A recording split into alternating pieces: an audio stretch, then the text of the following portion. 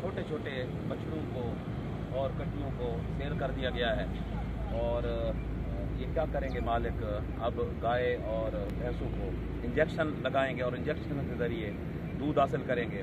पहला तो बहुत बड़ा जुल्म ये है कि इस उम्र में, इस एज में इन छोटे छोटे बच्चों को इनकी माँ और उस ममता से जुदा कर दिया गया है। इनके अंदर भी एहसासात हैं और इनकी जो माँ है वो गाय या भैंस की सूरत में, उनके अंदर भी एहसासात हैं। तो ये एक बहुत बड़ा गुनाह है, बहुत बड़ा ये गुनाह कबीरा है, सगीरा भी नहीं है।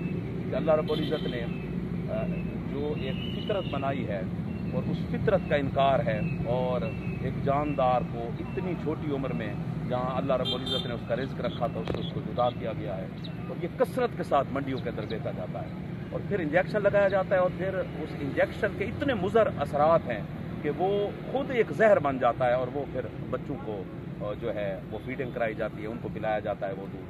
तो ये बड़ा जुल्म है, इससे बचना चाहिए। इधर भी देखें, इस तरफ भी